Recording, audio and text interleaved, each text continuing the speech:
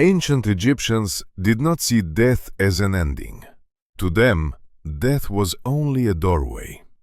Life on earth was temporary, fragile, and uncertain. But what came after was eternal.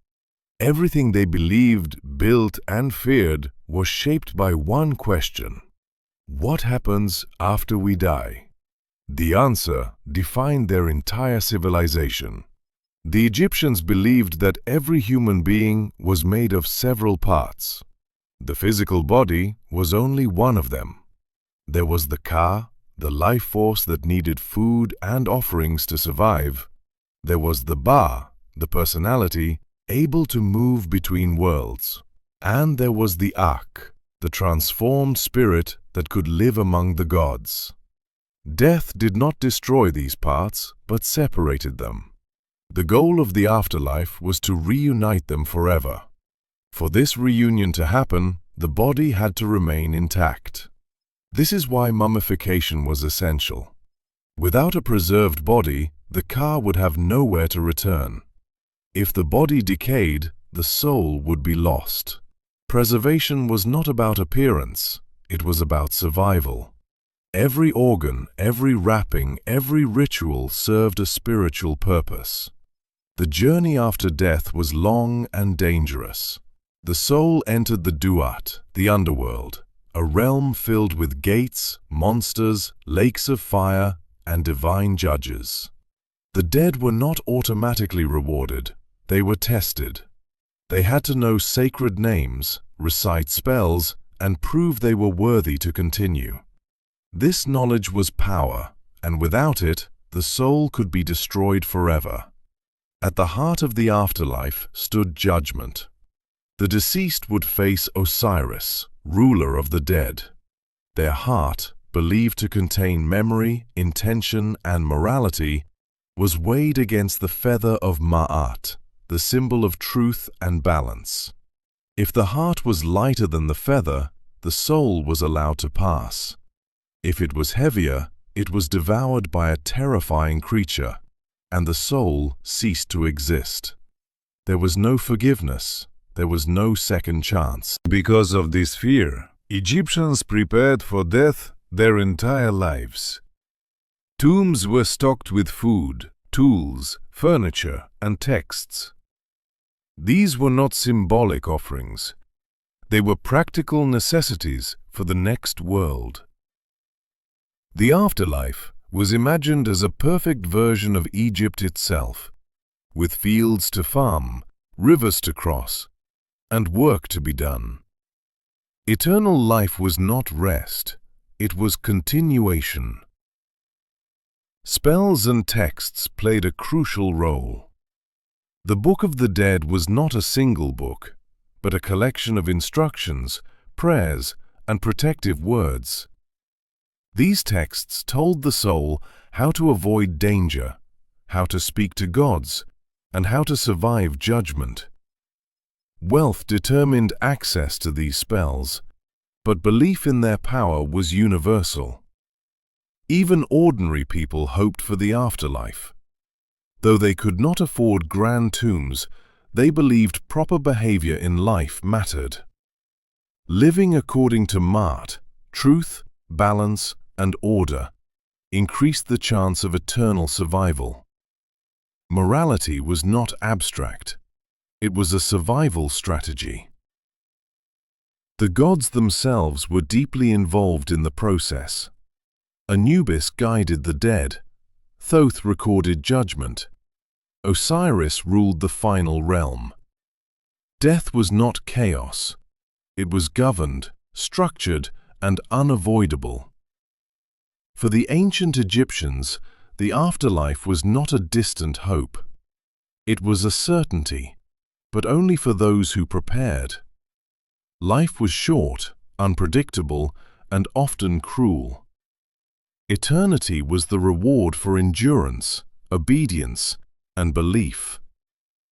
And yet, even with all this preparation, the afterlife was never guaranteed. Fear followed every soul beyond the grave. Fear of the afterlife was not distant or abstract for ancient Egyptians. It was constant and personal. Every sickness, every accident, every sudden death reminded them that judgment could come at any moment. This fear shaped daily behavior. People watched their words, their actions, even their thoughts, believing that everything would be weighed after death. The heart remembered everything. Nothing could be hidden. Because of this, magic became inseparable from religion. Amulets were worn daily to protect both body and soul. The most important was the scarab, placed over the heart during mummification to prevent it from speaking against its owner during judgment. Other charms protected against disease, evil spirits, and sudden death. These objects were not superstition, they were spiritual armor. Tombs were designed as eternal homes. Even modest graves included food offerings, small figurines, and personal objects. Ushabti figures were placed inside tombs to serve the deceased in the afterlife, performing labor on their behalf. Egyptians believed that eternal life still required work, and no one wanted to toil forever. These figurines were a form of insurance against endless labor. The afterlife mirrored life, but perfected. Crops never failed. Floods were predictable. Hunger did not exist. The dead hoped to live again among family, free from pain and illness. Physical suffering, so common in life, would finally end. This belief made death less terrifying, but only if judgment was passed successfully. Funeral rituals were essential. A single mistake could doom the soul. The opening of the mouth ceremony restored the senses of the deceased so they could eat, speak, and breathe again in the next world. Priests memorized complex rituals, and families paid whatever they could afford to ensure the dead were properly prepared. Poor rituals meant eternal silence. Even children were taught about death early. Mortality was visible everywhere. Infant death was common. Disease was sudden. The boundary between life and death was thin. Rather than deny it, Egyptians integrated death into their worldview. Tombs were prepared while people were still alive. To be unprepared was reckless. Yet despite their obsession with death, ancient Egyptians loved life deeply. They celebrated festivals, music, food, and beauty.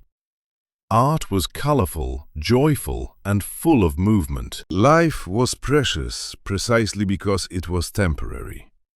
Death was not an escape from life, but its continuation in a better form. The ultimate terror was not death itself, but annihilation. To fail judgment meant complete erasure. No afterlife, no memory, no existence. This fear drove the careful morality, the rituals, the offerings, and the endless preparation. Eternal life was the greatest reward imaginable. Over time, beliefs evolved. Access to the afterlife expanded beyond kings.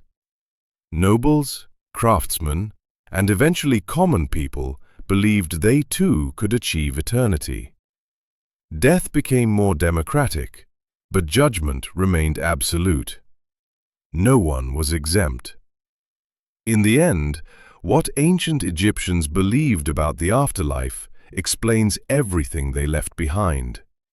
Their tombs, texts, monuments, and mummies were not signs of death worship, but of life preservation. They were building bridges to eternity. To them, a life without preparation was meaningless. A death without order was terrifying. And eternity was not a dream. It was a destination, carefully planned, protected, and feared. The ancient Egyptians lived knowing that death was watching, weighing, and waiting. And because of that, they lived with discipline, belief, and an unshakable desire to exist forever.